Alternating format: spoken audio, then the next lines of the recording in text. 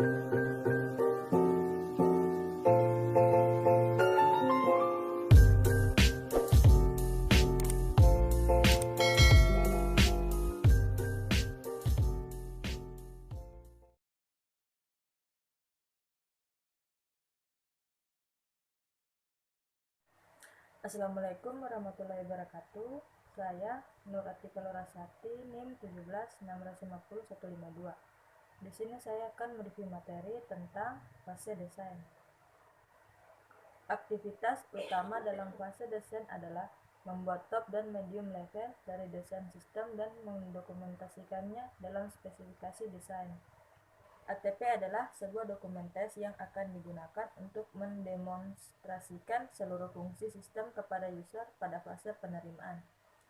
Terdapat dua langkah dalam mendesain sistem software, yaitu pertama, bagilah sistem menjadi beberapa komponen secara fungsional. Kedua, hubungkanlah komponen-komponen tersebut.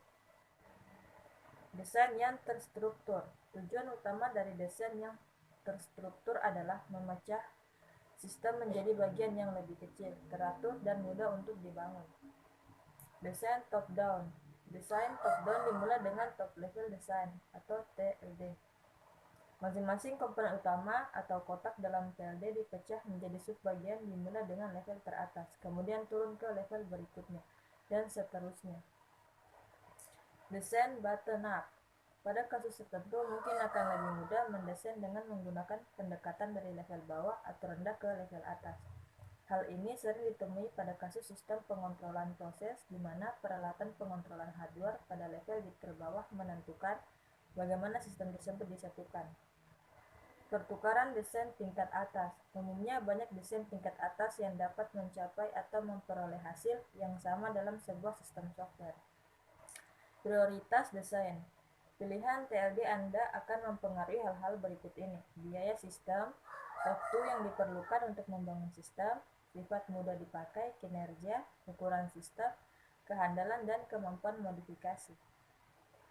Item-item ini harus menjadi prioritas bersama dengan user pada waktu perencanaan sistem, pada saat pendefinisian dan analisis. Desain tingkat menengah. Setelah TLD terpilih, kita harus membagi masing-masing fungsi atau komponen utama menjadi beberapa subfungsi atau komponen. Kita akan lihat bagaimana hal tersebut dilakukan untuk menggabungkan sistem perusahaan. Backsweeping diawali dengan memberi nomor setiap komponen utama pada TLD. Desain top-down ini dimulai dengan kotak menu. Diasumsikan bahwa komponen ini dipanggil ketika seluruh sistem dimulai dan menampilkan menu utama ke bagian register. Kemudian, program menunggu user untuk memindahkan mouse. Subfungsi utama komponen menu adalah 1. Memulai sistem dan menampilkan main menu. 2. Menangani perpindahan mouse. 3. Menangani tombol pada mouse. 4. Pindah ke menu inquiry, update, warehouse, atau report ketika dipilih. 5. Menangani kesalahan-kesalahan seperti pada online health messenger untuk seluruh sistem. 6. Mematikan sistem jika quit dipilih. Aturan penamaan. Modul diberi nama untuk menunjukkan sistem, fungsi atau subfungsi yang diperlukan. Aturan penomoran. Nomor pada setiap kotak disusun dengan aturan sebagai berikut. Pada tiap-tiap tingkat terendah tambahan sebuah titik dan angka bulat untuk nomor yang terletak di atas kotak. Angka bulat tersebut diurutkan dari kiri ke kanan. Kamus data umum. Daftar alfabet menyusun semua parameter yang ditunjukkan pada tanda panah aliran data. Untuk setiap item menjelaskan tipe, panjang, batasan, dan modul yang digunakan. Modul terstruktur atau sejauh mana Anda dapat merincinya. Sebuah modul terstruktur memiliki ciri-ciri sebagai berikut. 1. Berfungsi sepenuhnya sebagai fungsi tunggal, misalnya dapat diterima, diedit, diformat ulang, dan melewati parameter tunggal. 2. Ukurannya kecil. Ukuran yang ditetapkan berkisaran antara 50 sampai 100 baris yang dapat dieksekusi atau paling banyak 2 halaman. 3. Dapat diprediksi. Semua ciri dapat terlihat dengan membaca kode program. Hal ini tidak dipengaruhi oleh kode tersembunyi dalam modul lain atau dalam sistem operasi. 4. Tidak tergantung. Perubahan dalam modul atau parameter tidak mempengaruhi sistem. 5. Meskipun hal ini tidak didefinisikan secara jelas dalam modul terstruktur, lihatlah kegunaannya kembali.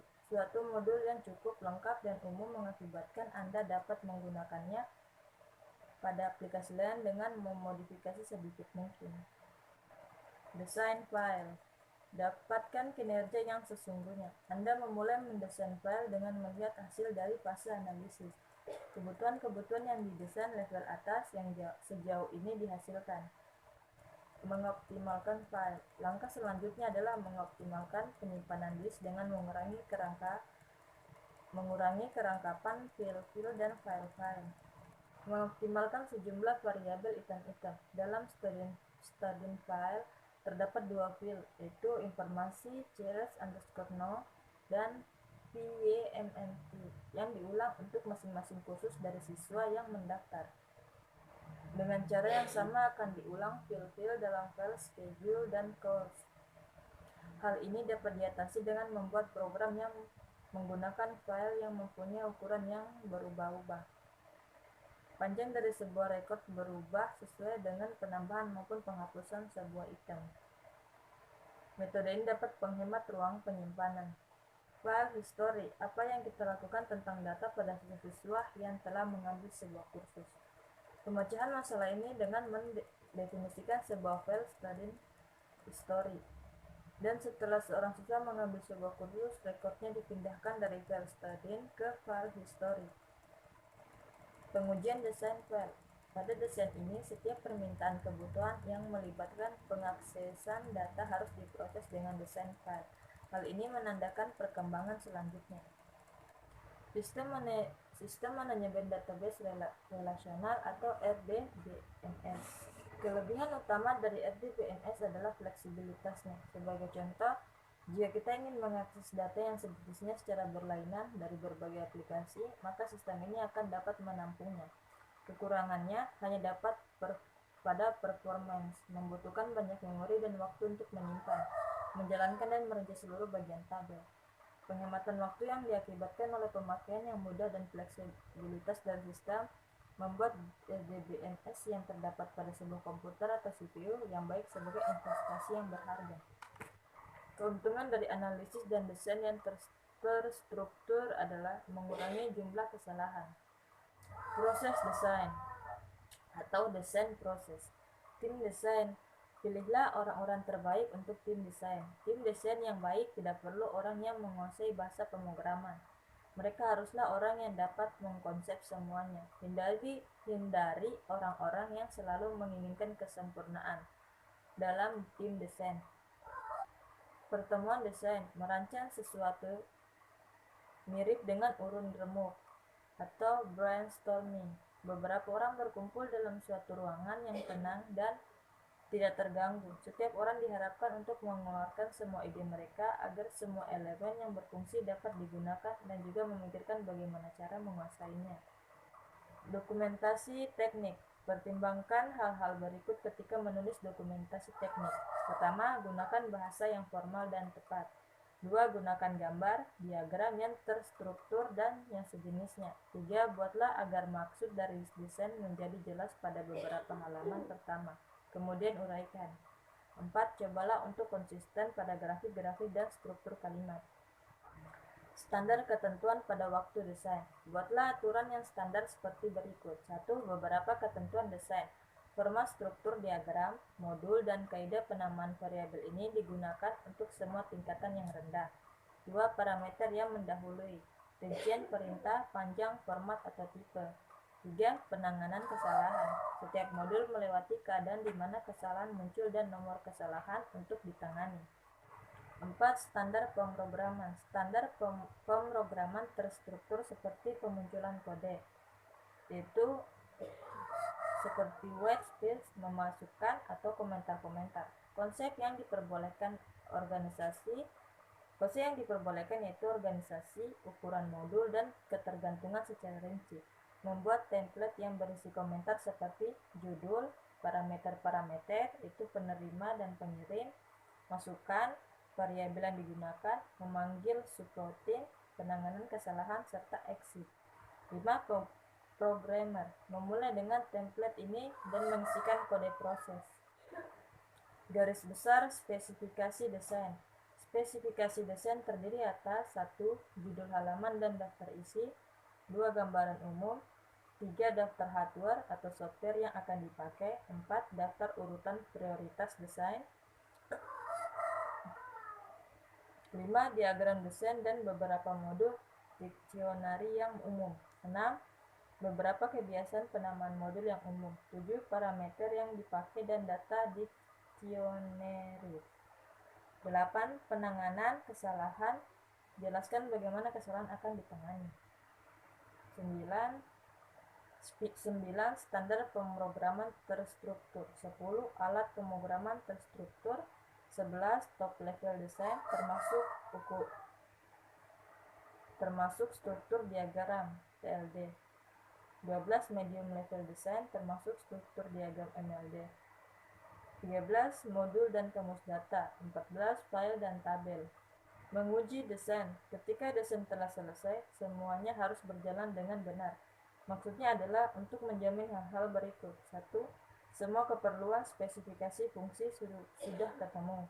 2. Desain mudah diprogram dan dipelihara. 3. Dapat diimplementasikan sesuai dengan waktu dan anggaran. Merubah permintaan sesuai dengan desain. Beberapa desain yang rinci akan selalu membawa pada perubahan permintaan. Anda harus kembali kepada user sekarang dan meyakinkan user bahwa dia sebenarnya tidak menginginkan apa yang dia minta sebelumnya. Perencanaan penerimaan. Meskipun penerimaan adalah tahapan pada bab tersendiri nantinya, perencanaan penerimaan dapat dimulai setelah desain level menengah dikerjakan. Desain siap pakai. Ketika hendak mengambil keputusan di antara beberapa pendekatan teknik terhadap suatu masalah, lebih mudah mengambil keputusan dengan meminta pendapat orang lain. Adakah pertemuan dengan beberapa ahli untuk melakukan TLD siap pakai? Tujuan dari pertemuan itu adalah memilih TLD yang terbaik. Sekian dari saya mereview materi tentang fase desain. Bila ada kesalahan kata mohon dimaafkan. Wabillahi